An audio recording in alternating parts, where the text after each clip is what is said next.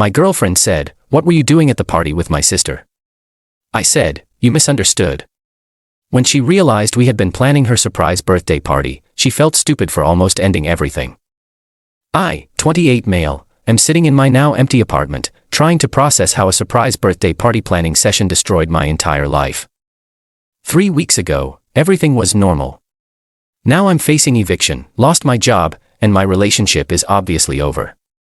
All because my girlfriend, Natalie, 26, couldn't wait 5 minutes for an explanation.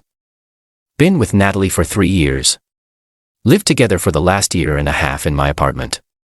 Her 27th birthday was coming up next month, and I wanted to do something special. Reached out to her younger sister Brooke, 24, since they're supposedly close. We met up at Brooke's friend's housewarming party to discuss plans without Natalie suspecting anything. Stupid idea in hindsight. Natalie's friend spotted me there with Brooke, took a photo of us sitting close together on a couch, heads bent over Brooke's phone looking at venue options, sent it straight to Natalie with "Thought you should know." I got home around 10 p.m. to find Natalie in full meltdown mode. The apartment looked like a tornado hit it. My gaming setup. Destroyed. My work laptop. In the bathtub.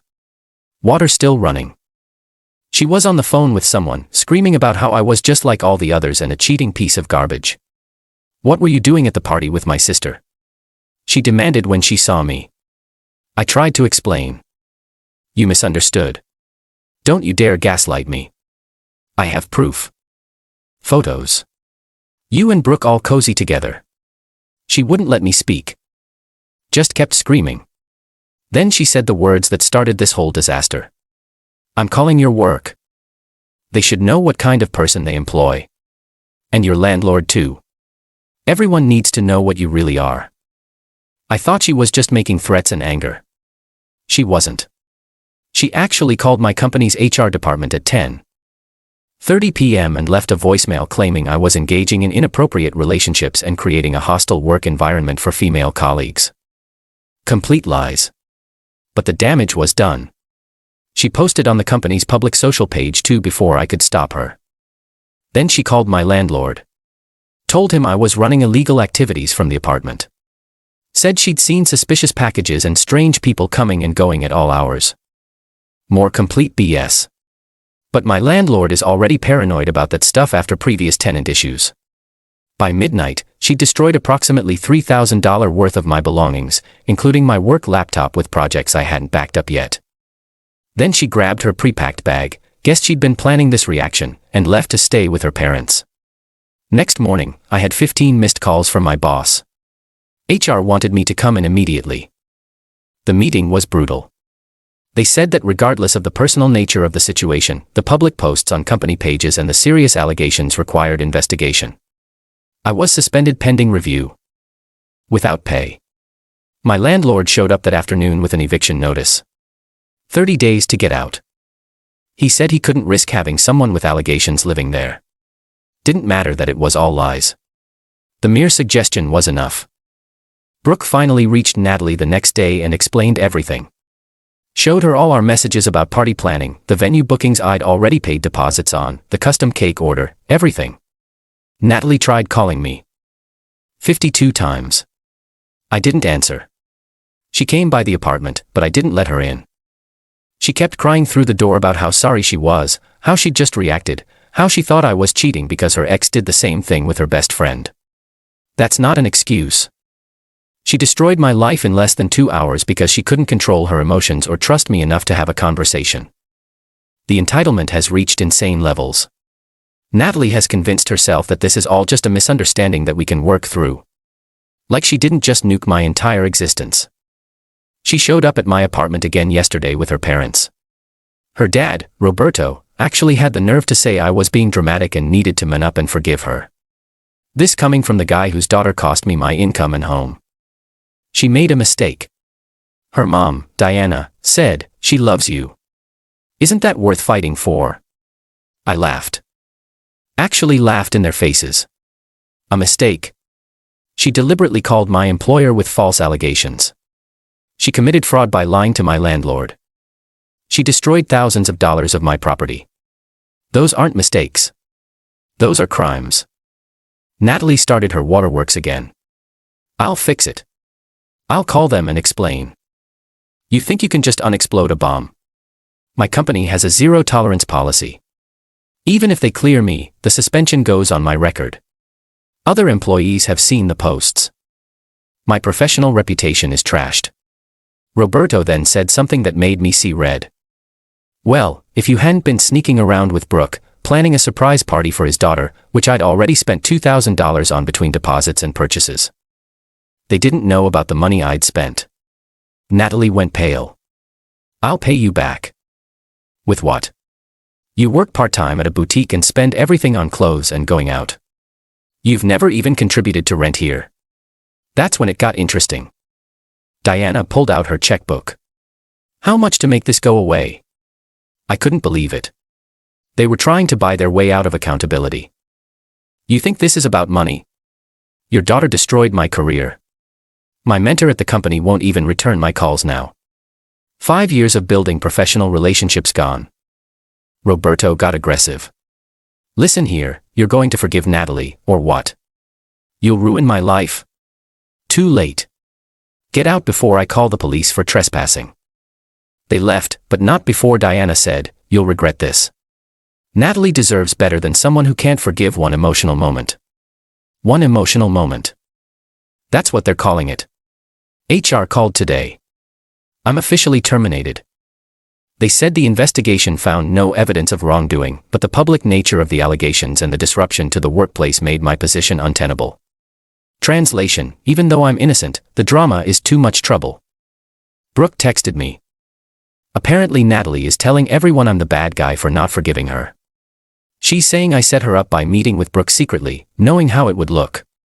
The mental gymnastics are Olympic level. Update 2. The entitlement escalation has been insane. Natalie has gone from apologetic to vindictive because I won't take her back. She came by while I was packing boxes, still had her key because I stupidly hadn't changed the locks yet. Brought a police officer with her, claiming she needed to retrieve her belongings. Fine, whatever. But then she started taking things that weren't hers. The coffee maker we bought together. I paid, but whatever. The TV she gave me for Christmas, a gift, but okay.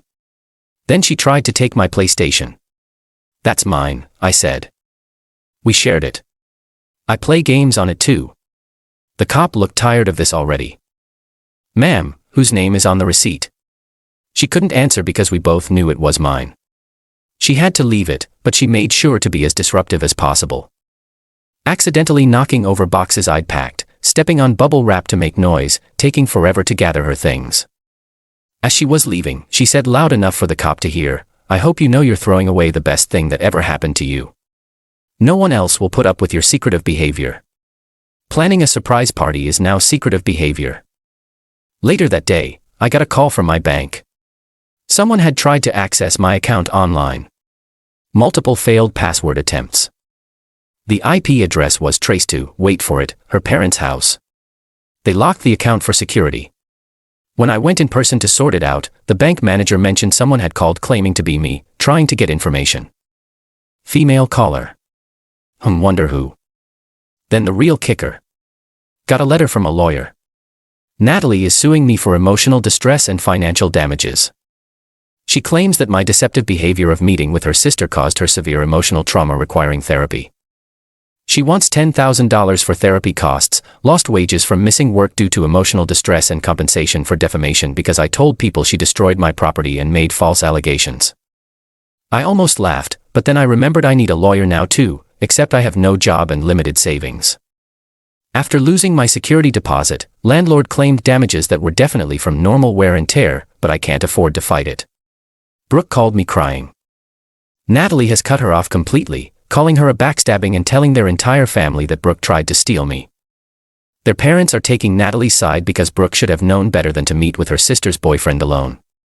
Brooke is getting harassed by relatives who don't know the full story. The venue I'd booked for the party won't refund my deposit. The cake designer is keeping the down payment. The party supplies I'd already bought are sitting in boxes, mocking me. Around $2,000 just gone. My former co-worker, Jerome, reached out. Apparently, Natalie has been calling the office asking for my new employment information. She told the receptionist she was my fiancé and needed to update insurance forms. They didn't give her anything, but the fact she's still trying to concerning. Bound out through mutual friends that she's been spinning the story as me having an emotional affair with Brooke. She's convinced people that even though it was party planning, the fact I did it behind her back proves I have feelings for her sister. The narrative has evolved to me using the party as a cover story. I've had to go stay with my brother 2 hours away. Can't afford rent anywhere else right now with no job and legal fees looming. My credit is shot because I had to break the lease. 3 years of my life with this person, and this is how it ends. The worst part? She's posting inspirational quotes on social media about surviving betrayal and rising above toxic relationships. Her friends are commenting with hearts and "you deserve better" queen messages. Meanwhile, I'm unemployed, homeless, and facing a lawsuit for the crime of trying to plan a nice birthday surprise. Final update. Court was yesterday. It was illuminating. Natalie showed up dressed like she was going to a funeral, clearly aiming for the wounded victim look. Her parents were there, glaring at me. Brooke was there as my witness, sitting on my side, which clearly enraged them. My lawyer, who I could barely afford, had prepared well. He'd obtained the security footage from my former apartment building, showing Natalie leaving with bags the night of the incident. Bags she'd clearly packed in advance. He'd gotten sworn statements from the party venue and cake designer confirming the surprise party bookings. He'd documented every false allegation she'd made. Natalie's lawyer argued I'd caused intentional infliction of emotional distress by conducting secretive meetings with her sister. The judge, a woman in her 60s who looked like she'd seen everything, asked one simple question. Was he planning a surprise party? Yes, but then what exactly is the issue here? Natalie's lawyer tried to argue that the manner of planning was suspicious. The judge asked to see the text messages between me and Brooke. They were all about cake flavors, guest lists, and venue decorations. One particularly damning text from me said, "I really hope Natalie loves this. She's been stressed with work and deserves something special." The judge then addressed Natalie's counterclaims. My lawyer presented the HR report showing her false allegations, bank records of the attempted unauthorized access, photos of my destroyed property, the eviction notice based on her false claims to the landlord, my termination letter. The judge's expression shifted from tired to angry. She asked Natalie directly, "Did you make false allegations to his employer?" I was emotional. I thought, yes or no? Yes, but did you attempt to access his bank account after you'd separated? Silence. Did you destroy his property? We lived together. It was both. Did you or did you not destroy property that belonged to him? Yes. The judge dismissed Natalie's case with prejudice. Then she turned to my countersuit. I wasn't suing for emotional distress. I was suing for defamation, destroyed property, and financial losses from her false allegations. The judge awarded me $8,500, the value of destroyed property, lost wages for 1 month and some legal fees. Not nearly enough to cover everything I'd lost, but it was something. Natalie has 60 days to pay. Here's where it gets interesting. As we were leaving, Roberto stepped in front of me. "You've ruined my daughter's life over nothing." Nothing. She ruined mine over literally nothing. I was planning a party for her. Diana chimed in. "She has to take out a loan now to pay you. We have to co-sign. Maybe you should have raised her to control her emotions and not destroy people's lives when she's upset." Natalie finally spoke. "I hope you're happy. You've turned my own sister against me, destroyed my family, and now I'm in debt." I stopped. Turned around. "No, Natalie. You turned your sister against you by calling her names and spreading lies. You destroyed your family by forcing them to take sides in your made-up drama. You're in debt because you committed crimes. I didn't do any of this.